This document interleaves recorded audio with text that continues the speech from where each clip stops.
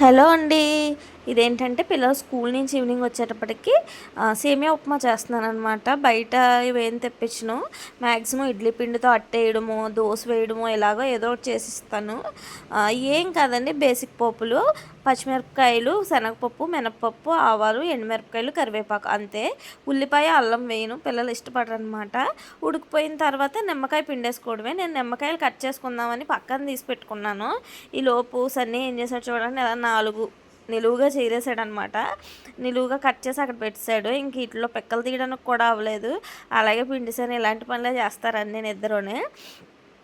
బయట నూడిల్స్ అలాంటివి ఏమి పెట్టమండి. ఎప్పుడైనా ఒక 4-5 మంత్స్కి ఒకసారి నూడిల్స్ ఇలాంటివి ఏమన్నా ఇస్తామంతే. అది మరీ ఇంకా వాళ్ళకి బోర్ కొట్టేసింది అన్నప్పుడు మ్యాక్సిమం బయట పెట్టకుండా ఇది హెల్దీయా అన్హెల్దీయా అని నేను అన్న, కానీ నా చేతులతో నేను ఇంట్లో ప్రిపేర్ చేశాను. సో అది పిల్లల వరకు మంచిదే కదా.